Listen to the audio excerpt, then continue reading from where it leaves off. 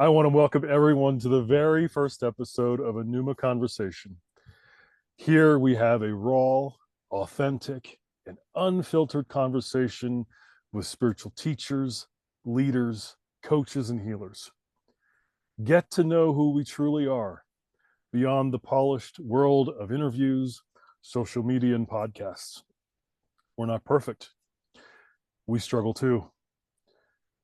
But join us as we share our lives, our challenges, and meaningful conversation on healing, transformation, and the future of humanity. My very first guest, I am honored and humbled that she has joined me, my very, very dear friend, Rita Gendelman. Thank you, Chad, so much. Hello, my friend. Hello, hello, hello. So, Hi. we're going to do what you and I do best. We're Mm. just going to kind of wing it, kind of see where the conversation takes us. And we'll see what happens in the next half hour, 45 minutes. So Rita, if you could, without being an interview and just kind of flow, what would you like to share about you? What do you do? What makes you Rita? What makes you tick? What do you do professionally? All this kind of great stuff, whatever you want to share. Sure, thank you. Well, the first thing that comes up is um, I'm very apt at dealing with chaos. And this chaos kind of lives in my belly. And it's something that is very familiar to me that also deeply, deeply existed in my family as I was growing up. Mm. And interestingly, my latest journey has been showing me that chaos is not bad. It's just that I don't need to be identified with it. I can watch it from the side. And it's been a kind of beautiful revelation where, yeah, I mean, chaos follows me. I follow it. I could also say it's part of the wild woman expression. Um, but I've got a lot of ideas. I've got a lot of energy. I love to Yes. live this life fully, and I love to love deeply and push myself. Well, push is not my favorite word. It's funny. I said to you, I woke up with the word effortlessness, and here I am saying the word push, which is kind of the opposite. Interesting. Okay. Well, it's this incredible, untamable fire that lives inside me that Mm. does sometimes need to be grounded, sometimes need to be reminded there is also water on this planet, and fire is not the only way to walk this earth. Yet, honoring it, not judging it, and giving it voice through my movement, through the way I dress, through the way I walk, and through the way that I have intimate relationships and the way that I work with my clients. And I'm just really happy to say that the fire is a good thing. I don't have to judge it any longer. Right. Yeah. One of the things that I dearly love about you is your capacity to love. You It's like it's effortless for you. You know how to hold the space for you, for everyone. You just It's just a part of your makeup. So, Mm. but I'm sure there's a story surrounding that. I mean, I'm not, even before you and I met, I'm sure that wasn't always easy for you. But even now, it's probably not always easy for you. Oh, absolutely It's, not. but it seems easy for you ever since we've known each other, what, almost 8 years, 8 or 9 years. And from the day one, you exude love. It's just who you are. Well, Chad, first of all, thank you for seeing that in me. So of course, we know we're reflections, so do you. Oh, And I want to add to this that in the privacy of my own home, intimate relationships, like my husband, for example, loving him fully has not always been easy. mm, So I do feel that I have the capacity to love and accept and embrace people without judgment, like friends and clients.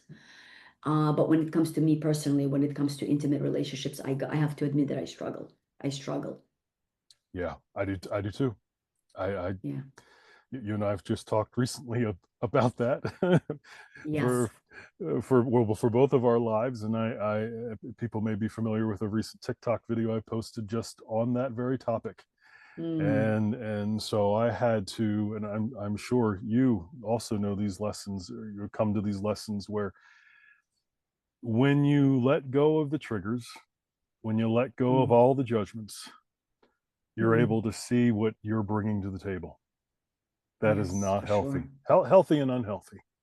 Mm, And our intimate relationships are the most um, is the best place for this to happen, as mm, A Course in Miracles tells us, yes, because yes, it mirrors the very thing that makes us wonderful, and it mirrors also the ugly stuff that makes us not so great. But they're there for healing, they and we are. know They are. this, but we Mm. sometimes forget. Yeah, we forget, and it also hurts. Just be It honest. It just oh hurts. It's yes, raw. It hurts really strongly. it does. Yeah, yeah. Yeah, yeah, So, yeah, yeah. and when it hurts so much, sometimes my brain is just overwhelmed, and I even forget what I know and the tools that I have. You know. So what do you do then to center yourself, to bring you back to that place that you desire to be? Well, I've created my life in a way where I have a lot of those checks and balances. So my friends are really incredible. And when I say friends, there's probably three people that I can safely say I trust 100%. Mm, And I can completely um, be that chaotic, fiery energy where sometimes it's ungrounded. And that's where my rhythm is out of balance. And that's yeah. where I'm judging myself. That's where I'm not connected. That's where I'm not feeling fully alive or fully aligned, as Mm, you mentioned earlier. And I have a direct feedback mechanisms from my friends as well as clients where they don't know this, but it's woven into the cloak of my family constellation practice, which is what I mm, primarily do these days, where I'm working with this invisible subtle field. And if I am out of rhythm, if I'm not grounded and not heart centered, nothing moves and nothing works. So I get messages and feedback immediately that Rita, you're not aligned, Rita, you're not present, Rita, you're checked out. You're moving through this world way too fast. mm, And because my friendships and because my clients and my work, it's just so important to me that I listen and I have taught myself to listen and to be conscious of, well, clearly, let's do something about this. And I do have tools that I can pick up and use that really effective. But sometimes if I'm really, the fire is too strong and I'm not grounded, I just need a little reminder. And typically they're gentle reminders because I've been really in this process of conscious awareness, conscious living. So I just need a little gentle reminders. I know I don't need a 2x4. I don't need someone to die on me in order for me to be reminded that, oh, yeah. wait, I can live more consciously. I can actually ground. Mhm. So I have beautiful meditation practices that immediately shift me. I'm blessed to live in Hawaii where there's water and I can enter Mhm. into this gorgeous, incredible ocean and come out and literally feel transformed within 30 seconds. I don't even have to be there Mhm. for too long. I have really wonderful, simple stretches and simple yoga practices that I do to be embody. And I do a lot of dancing. I am also a tango dancer, and I Mhm. really enjoy that part of my life where I can embody. And there are many more tools, but I myself use the process that I use and offer to people, like the family constellation process. I have a few very close friends who are brilliant at this work. So I know how to ask for help and I have Yeah. tools that I can help myself with. So that's where I realign and come back to, okay, ground and center, ground Yeah. and slow down Breathe. and breathe. Take us Yeah, back for to the breath. sure. Always coming back to the breath, Yeah. always. Yeah. Well, let's get into family constellations, because if it wasn't for the work you and I did a couple years ago, we were meeting about 2 or 3 times a month for with you were helping me go through family constellations, and this show would not exist. Let me just say that right now. This show right now would not exist if it wasn't for the family constellations work you and I did together, and how Hmm. you really helped me to find even deeper levels of healing. And so in a kind of in a nutshell, what is family constellations for those who don't know? Well, we're all born into a family system. You have Yeah. a mother and a father, and so do I. And they have a genetic code that was passed on to them through DNA, through sperm from their parents, and so on and so forth. And same here.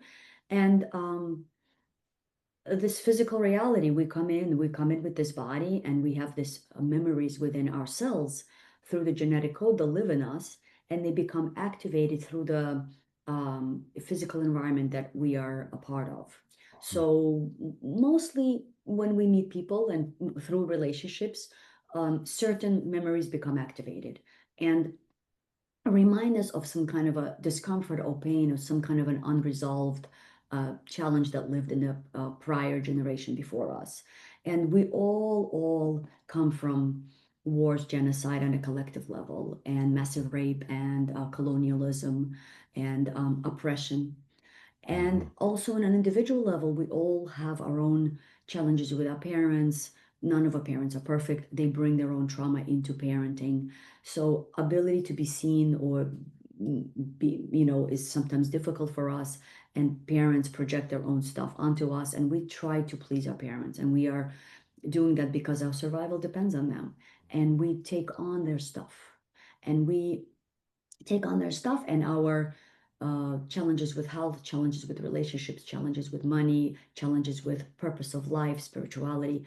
When we have challenges that way, we can always look in the family system and we can find and see, well, who are you merging with? Who are you vibrating with? Or who are you overly identified with where they themselves struggled with a similar issue?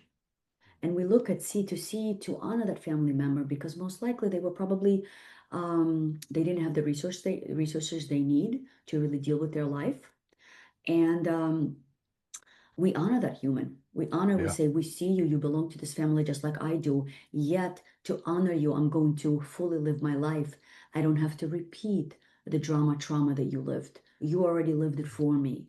Thank you Mhm. so much. And I put the responsibility of that at your feet. You can take care of it. I no longer need to carry this for you. And Yeah. that's basically, in a nutshell, that's what we do in the family Yeah. Yeah. constellation. Honor, open our hearts, and totally um, give back what is no longer serving us because it's not serving Mhm. anyone in the family system. Yeah. Yeah. So I'll share a little bit of the work you and I did. Please do. Please So do. so you and I started working. We were occasionally working together, but Correct.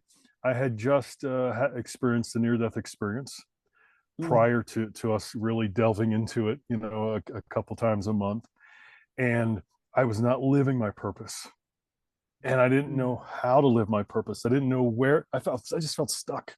But the near death experience was an eye opener to say, hey, hello, Chad, you're not doing what you're supposed to be doing.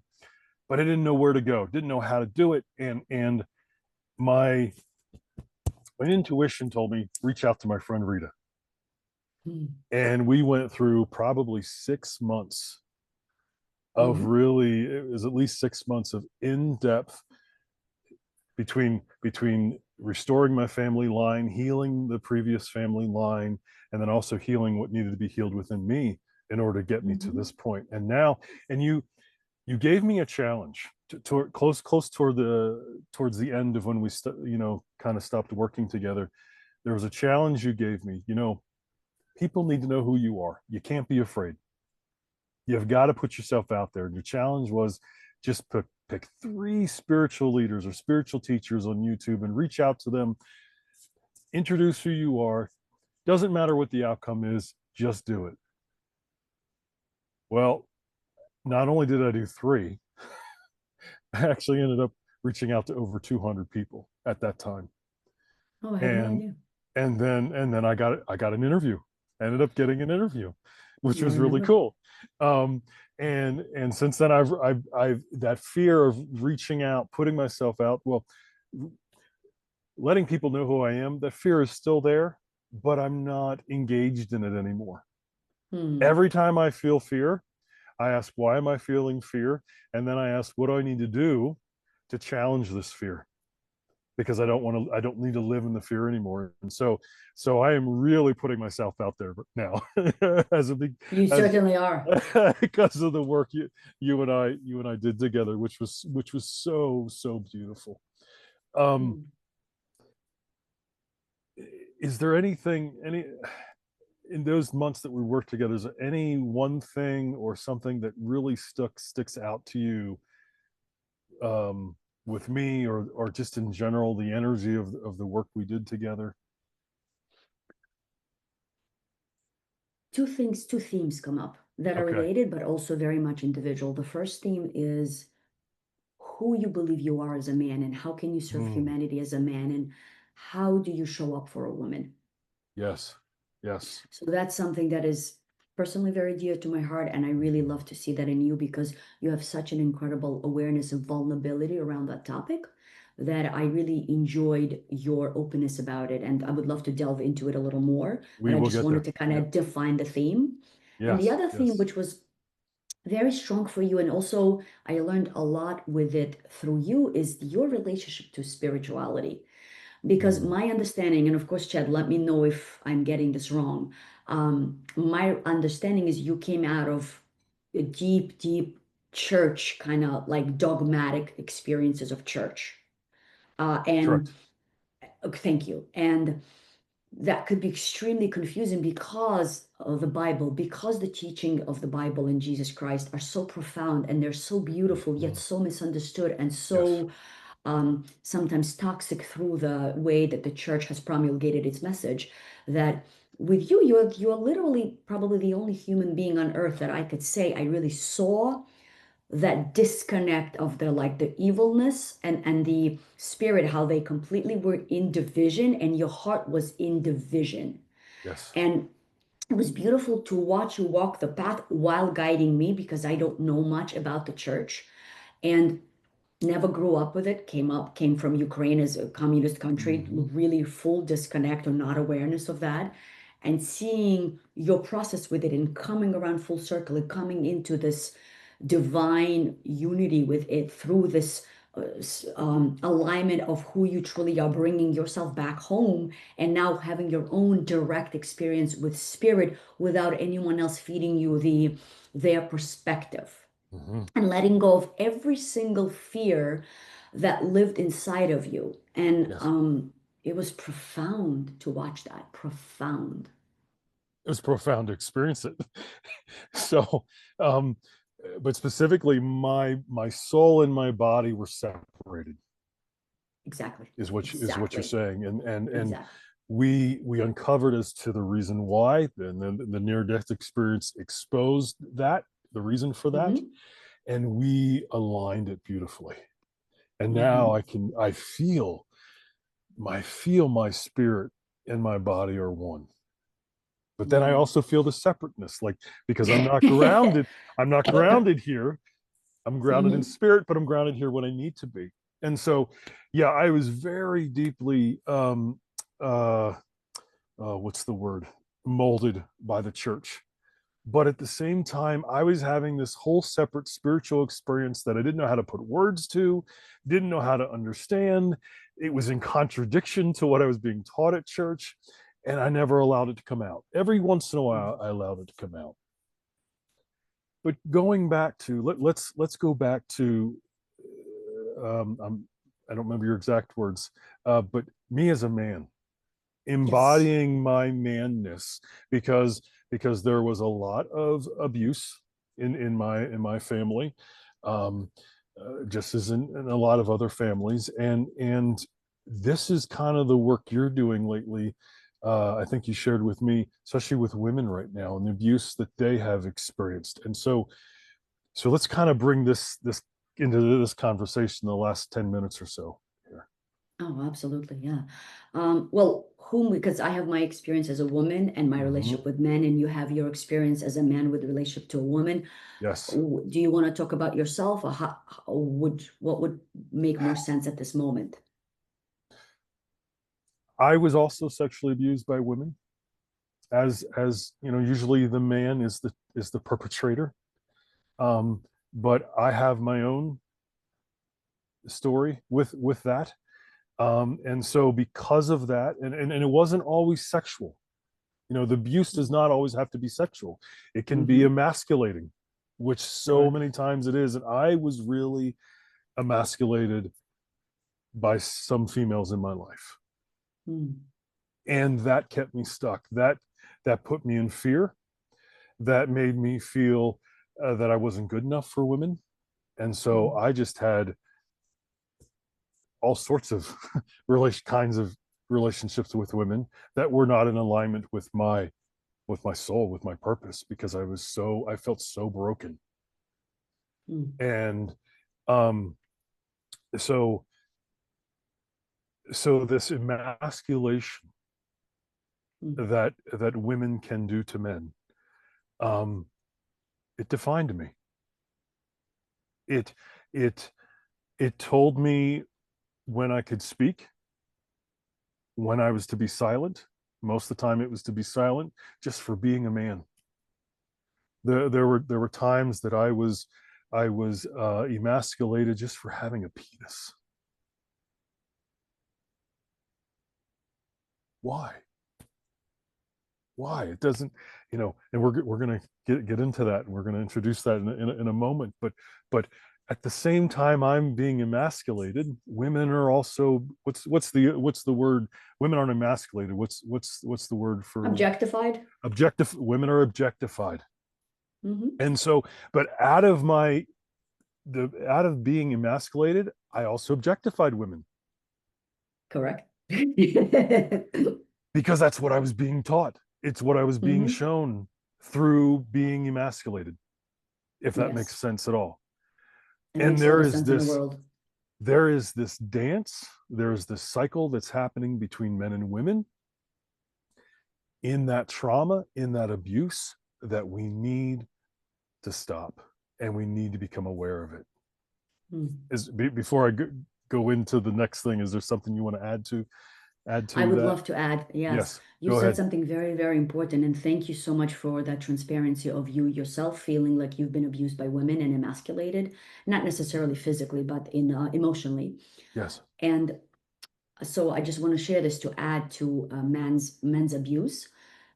I just did a very, very beautiful 3-day weekend workshop just with 12 women who's in a family constellation workshop that only wanted to focus on how can they be more compassionate and more aware towards men and their plight in life.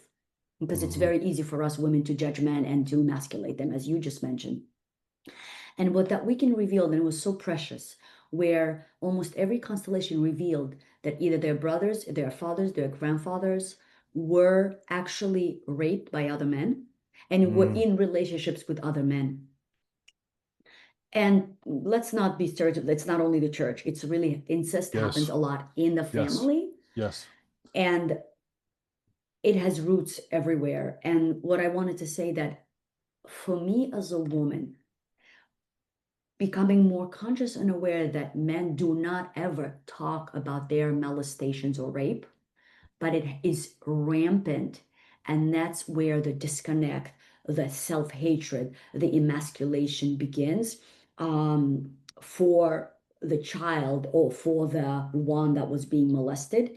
And remembering that men are taught we are strong, we can protect ourselves. So it's very shameful for a man to ever share that I was molested, I was raped, Mm-hmm. because that means you're in some ways in the society we live in, you're less than a man, you couldn't protect yourself, irrelevant of your age. And that Mm-hmm. starts bringing in the shame, not enough cycle, and I'm not enough. And often the not enoughness becomes a rigid structure of the self-protection, and your heart closes down and you objectify women.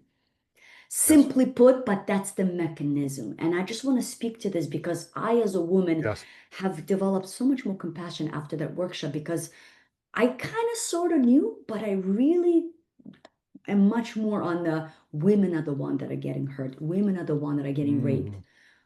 But so are men, except they don't talk about it and they harbor Yeah. it inside. Yep. It's a big blind spot that I no longer have. Mm.